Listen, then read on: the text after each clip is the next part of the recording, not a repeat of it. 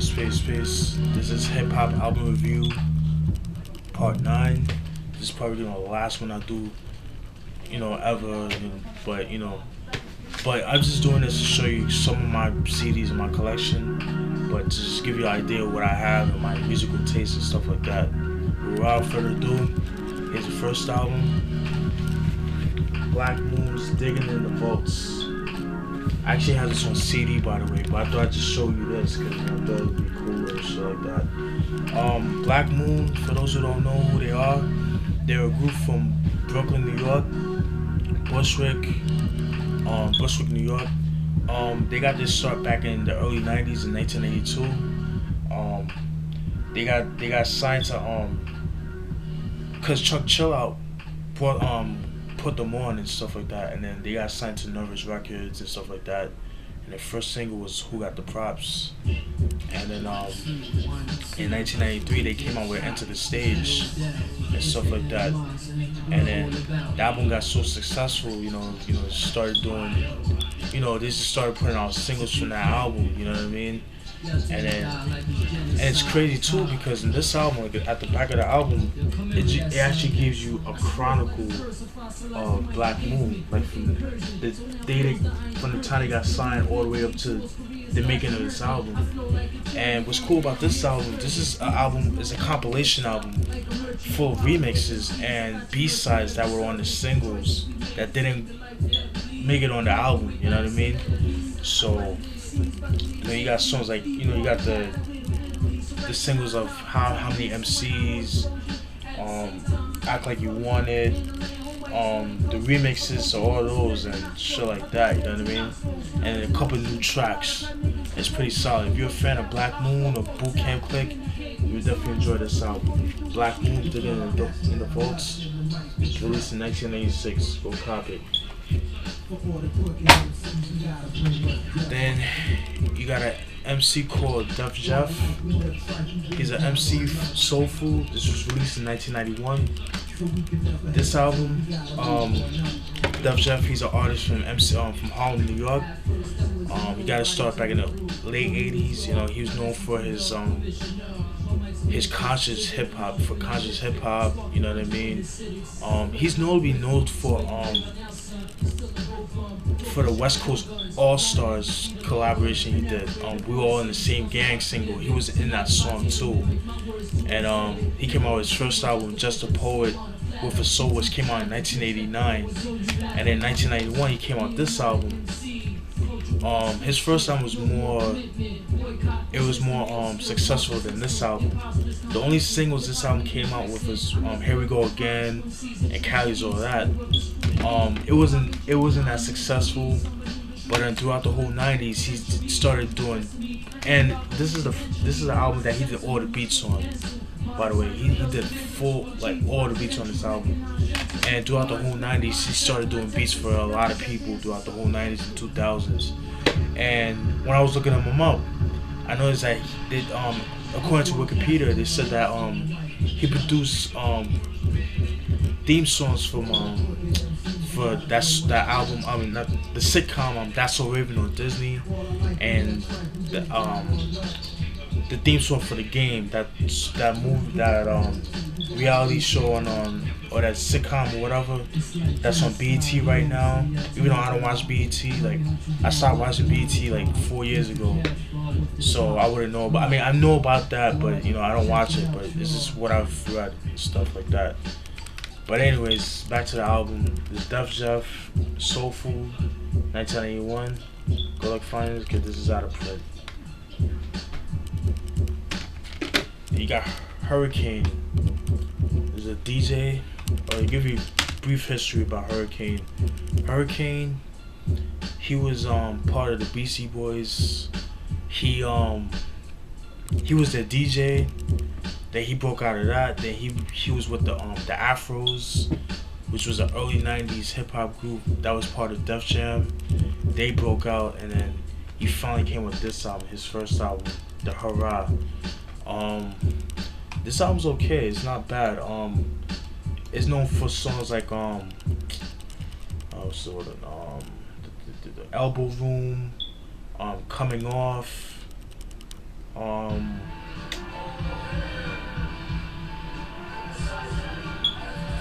I believe that's it. That's the only singles I believe that was it. You know what I'm saying? He got some features from the Beastie Boys. This was off Grand Royal Records, which was or Capitol Records. Grand Royal was Beastie Boys' own record label, but they're not defunct, so it doesn't exist. So this is Hurricane the Hurra. Good luck finding this because this is out of print. Heather B. Heather B. For those who don't know who Heather B is, some of you guys might know her from MTV's The Real World. The first season that ever came out on MTV back in 1992. Her and Kevin Powell, who my hip hop heads would know about him, were on the first Real World. You know what I mean? And in Real World, New York. And then fast forward, and then what people didn't know about her is that she's affiliated with KRS-One, the Boogie Down Production. She was down with them, you know what I mean? And so she got a start by KRS-One. And in '92, she came out with a single called I Get Wrecked, which they do have a video on YouTube. Repeat that. And then fast forward to 1996, she came out with an album called Take It Mine, which I don't have in my collection. I have a burnt copy, but I want that album, and that album was out of print actually. But fast forward to 2002, excuse me. We got Heather B, Eternal Affairs. It's a pretty solid album. I mean, obviously it's not as good as Taking Mine, but it shouldn't take it away from the album. If you like dope lyrics, you like MC Lyte type beat, if you like MC Lyte, you'll definitely like her, definitely. But she has like a more rough approach to it. You know what I mean? To me, she's like the female KRS-One. You know what I mean? As far as like the delivery and stuff like that. So if you like Heather B, you'll definitely like Eternal Affairs. Go cop it, 2002. Outsidaz The Bricks. This is their first album, released in 2001. They were a hip hop group from Jersey, Newark, New Jersey. The Bricks. That's what Newark is known for, Brick City. Yeah, pretty much hip hop group from Jersey. They were affiliated with Rod Digger, because that's Rod Digger's group and stuff like that, or whatever. They were under Rough Life Records, which is a sub-level record label of Columbia Records, if I'm not mistaken. It's a pretty solid album. If you like Rod Digger, you'll definitely like this album. You know what I'm saying? If you like Jersey hip hop, you'll definitely like this album. Outsidaz The Bricks. We'll cop it. They got Queen Latifah's Order in the Court album. This album's okay. It's alright. It's not all that. I'm a fan of Black Rain Queen Latifah. That's the Queen Latifah I like. And one crazy thing about this album, this is the only album in her discography that's out of print. It's hard to find. It's very hard to come by. But like I said, I used to get my CDs from that store Specs that I told you before, but it went out of business, so tough luck. You might have to go on eBay or Amazon.com to get these CDs. But there's only like 2 songs I like, which is Parlay, which according to the credits she did the beat on that, produced by Queen Latifah, and I Don't Know, featuring Cisco, produced by Diamond D. The beat is high, I like it, you know what I mean? Those are like the only 2 songs in the album. Like, unless you would have to be a Queen Latifah fan to really appreciate this album. I mean, it's a decent. I'm gonna give it a listen again, but when I first heard it, it was kind of like, wasn't really feeling it. I was so hyped off the Black Rain album, like I wanted more of that, and I didn't get it with this album. But you have to be a Queen Latifah fan to really appreciate this album. So this is Queen Latifah on the record, 1998. This album's out of print. Good luck finding it. We got Cypress Hill. Temple of Boom. Cypress Soul 3, Temple of Boom. This is their third album, hence the name Cypress Soul 3. This is my favorite album from them. The first 3 albums are my favorite, but this is my first favorite, then Black Sunday, then, you know, the self-titled album.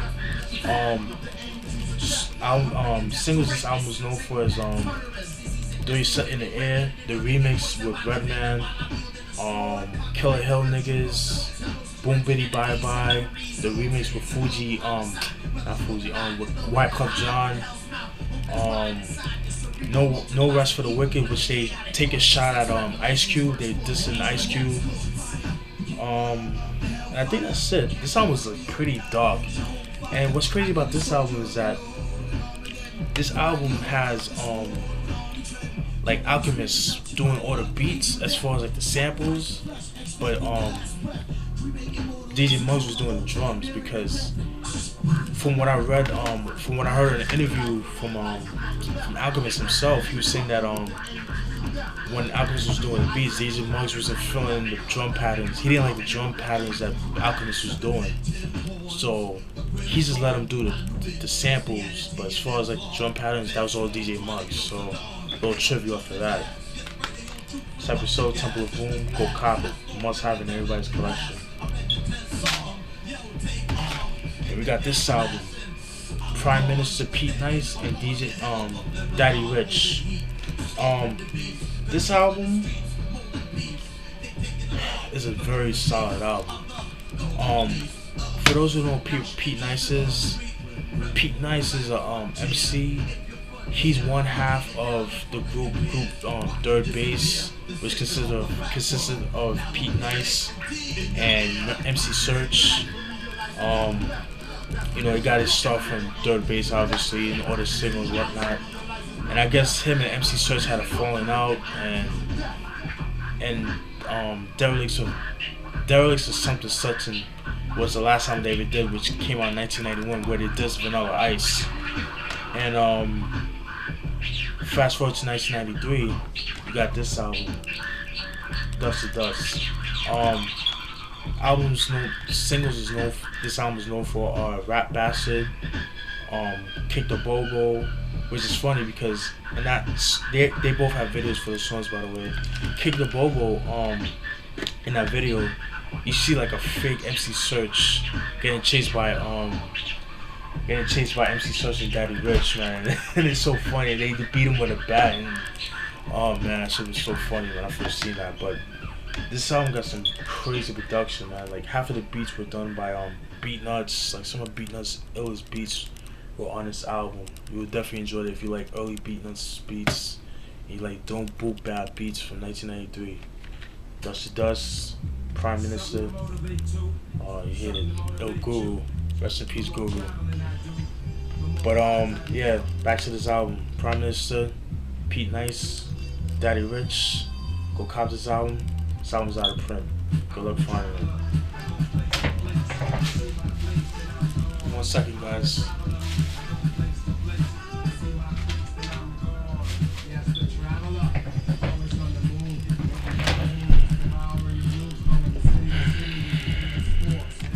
We got this album, Black Rob's Life Story. This is his first album. This is on Bad Boy Records.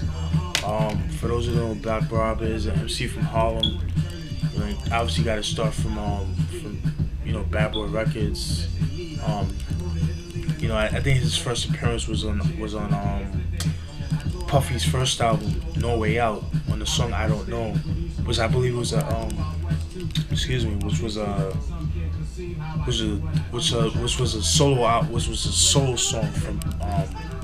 was a solo song on that album by Black Rob, and that song is actually on this album if I'm not mistaken.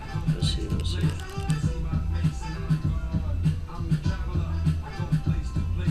I think it's called You Don't Know. But anyways, fast forward to 1999, you have this album. This song is known for, notably, is the song Whoa. Very big album. That was considered a New York anthem. Like, that's how big this song was. This was pretty big when I was going to junior high school, 7th grade. It's a pretty good, solid album, man. If you like dope lyrics, dope beats, You'll definitely love this album. Black Rob, Life Story, 1999. Go copy. And you got Digable Planets, Reachin, a new refutation of time and space. This is their first album. What's cool about this album, if you like jazz, hip hop, like with live instruments, like live instrumentation, you would definitely like this album. Although it has singles and stuff like that, but this definitely is a dope organic album, man. It has like nice poetry, like it has like that spoken word, you know, like that poetry type of vibe to it, you know what I mean? But it's still rapping, you know what I mean? Singles this album is known for is Cool Like That, the rebirth of Slick, Cool Like That, and Nickel Bags, Where I'm From, which was also a single too. This was released in 1993. Digable Planets, Reachin, go cop it. And they also came out with an album in 1994 called Blowout Combs, which I don't have in my collection, but I do want it. I have a burnt copy of it, but it's pretty dope. It's known for that song Ninth Wonder, pretty dope song. Next album is Kurious, a Constipated Monkey, excuse me. I mentioned him on the Power Rule review, but he's an MC from the Washington Heights. He got his start from Power Rule. His first appearance was on their first album, Volume 1, which I reviewed earlier.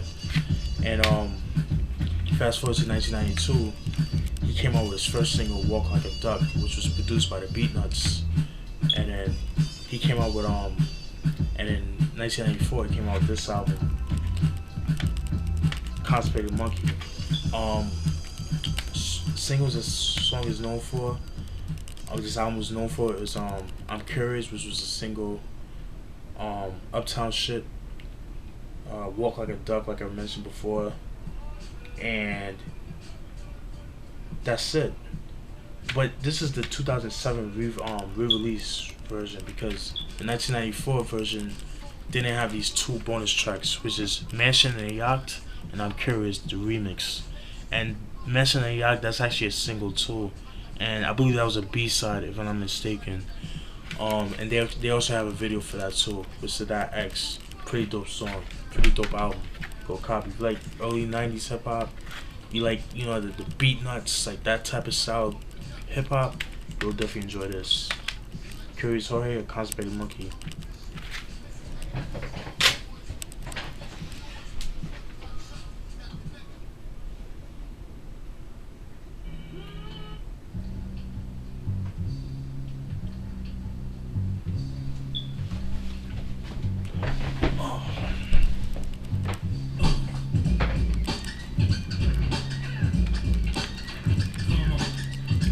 Fugees The Score, this is their second album, and their best album in my opinion. I think everybody's opinion. For those who don't know who Fugees is, who they are, they're a group from New Jersey, except for Wyclef Jean. Wyclef, you know, they're like both him and Prize are cousins. They're both Haitian, people of Haitian descent. Or they're both Haitian, excuse me. And Lauryn Hill is like the only American in the group. But Lauryn Hill, she's from, you know, East Orange, New Jersey, and stuff like that. And they met together back in the early 90s and stuff like that. And then in 1994, they released an album called Blunted on Reality. That album didn't sell too well. The only singles that came out was Vocab, which they have a video for, and Nappy Heads, the remix, the Salam Remy remix. It's an okay album, but it's not all that great, you know what I mean? It was very lackluster, but this was when they were nobodies. But then fast forward to 1996, they came out with this album. It just seemed like they did a lot of like, I don't know what the hell they were doing. It's like a revenge, you know. It's like, okay, this album, it's kind of like with Mom Deep when they came out with Juvenile Hell. The album didn't do well, and they came out with The Infamous. It just came out stronger, and look what happened to them. That's like the most successful album to date, and this is the case. Same thing with this album. This album is solid, man. This is definitely a classic album. A must-have in everybody's collection. I don't care if you don't like hip hop. I don't care about that. This is a must-have in your collection, no matter what. Songs this album is known for is Fugees, Cowboys, which was a single, Killing Me Softly, and No Woman No Cry. Yeah, and that's it, man. And number 2, Zealots. Number 4, the song Zealots. They're actually dissing Jeri the Damager, and the reason they're doing that is because in Jeri the Damager's first album, The Sun Rises in the East, he had a song called The Bitches, and they took offense to that, and so they made a diss song towards Jeri the Damager, and the song Zealots was directed towards Jeri the Damager. A little hip hop trivia I thought I'd give to people. For those that didn't know, or some that did know, y'all know what's up. So, the Fugees The Score must have in your collection. Song playing is Ice-T off his 1993 album Home Invasion. I ain't new to this. Very good album, very overlooked. Must have. Memphis Bleek Coming Of Age. Everybody know who Memphis Bleek is. I'm not gonna get into his biography or whatever. But this is his first album. Came out in 1999. It was Jay-Z's protege, however the fuck you say that shit. But his first album. This album is known for songs like Meth Bleekers, which was a single, a big single. Murder for Life with Ja Rule, which was a single also, which was also on this album, and also on Ja Rule's first album, Venerable Richie, which also came out in the same year in 1999. And he came out with a song, what's the name of the song? Where he dissed Nas. Hold on, give me 1 second.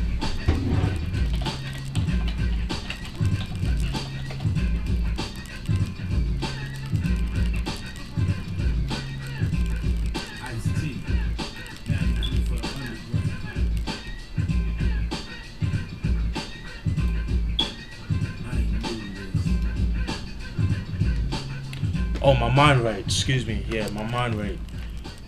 Even though it didn't come on this album, but it came out around the same time. Same time. It's a pretty solid album. If you like Rockefeller, if you like old school Rockefeller, you would definitely like this album. Memphis Bleek Coming Of Age, 1999. Go copy.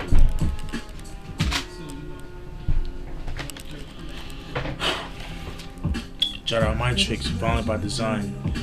I have to stress this because a lot of people think this is their first album. It's not. Their first album was called Psychosocial. It's that long ass title name. Psychosocial, Subconscious of Human something. You guys know what I'm talking about. All my Jedi fans will know what I'm talking about. That's actually their first album, but that album wasn't. It only came on vinyl, but it was released in 2003 on the Baby Grand Records, and then they released it back on CD, and it had like 6 bonus tracks, like demos that they did back in the early to mid 90s. But 1997 they came out with the album, the Psychosocial album, and then fast forward to 2000, you got this album, Violent by Design. Pretty solid album. This is a classic. This is considered a classic album. This is a must-have in everybody's collection. Singles this song is known for is let me see, Heavily Divine, which was a single.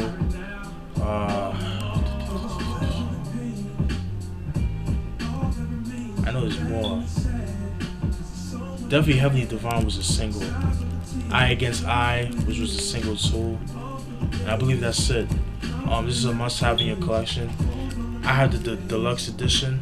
And what's cool about this is that this actually has it comes with a DVD, and it shows you them like touring and the making of this album and like studio sessions and stuff like that and interviews.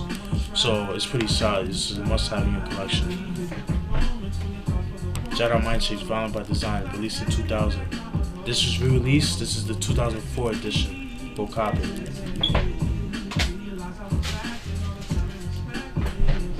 Leaders of the New School. Everybody, Leaders of the New School. This is Busta first group, which consisted of I reviewed their second album, the Inner Mind's Eye album. That was the second album. This was the last time they ever made together. This is their first album called Leaders of the New School, A Future Without a Past. For those who don't know who Leaders of the New School is, they're a group from Long Island. I believe they're from Uniondale, Long Island. Correct me if I'm wrong. But it's a solid album. It's pretty dope. It's a classic album. You know what I mean? You know, it's not, to me, their second album is better. That's just my opinion. But songs this album is known for is Case of the PTA, which was their biggest single. Sob Story, International Zone Coaster. Although I'm a fan of the remix version, the video version. I like the sample off of that. That was pretty dope. Funny story about this album. Actually, this album's out of print, by the way. Thought I just put that out there. I was reading an interview, no, not an interview, an article on hiphopdx.com, and the sample that they used for Case of the PTA, where they sampled the original singer or whatever, the original composer, is actually suing them for the illegal use of the song. But I'm like, yo, first of all, how are you gonna sue them for something that's out of print?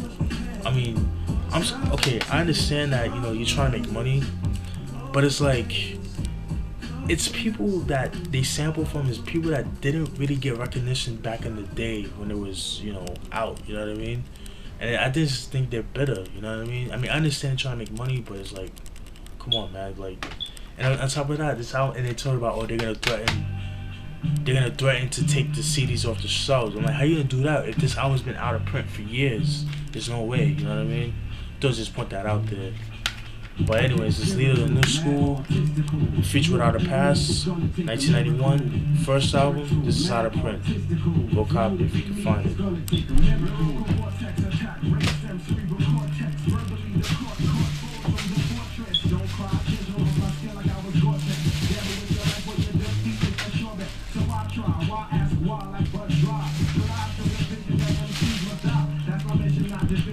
Almost done, guys. We got 2 more albums to go. Okay. Got this album, L Cool J, Mama Said Knock You Out. This was released in 1990. In my opinion, from this album to 14 Shots to the Dome to Mr. Nice, Mr. Smith are his best albums in my opinion. Some people might argue that. For the fans of the early L Cool J, I feel you because you grew up with him, but I don't know, I'm a 90s baby, so I'm a little biased to the 90s, you know what I mean? So, but anyways, this is a solid album. This is a must-have in your collection. Marley Marl did, I think, all the beats. Yeah, he did all of the beats. He produced the whole album. Pretty solid album, yo. Songs this album, singles this album is known for is The Booming System, which they have a video for. Around the Way Girl, which is one of my favorite songs from that album, from his song.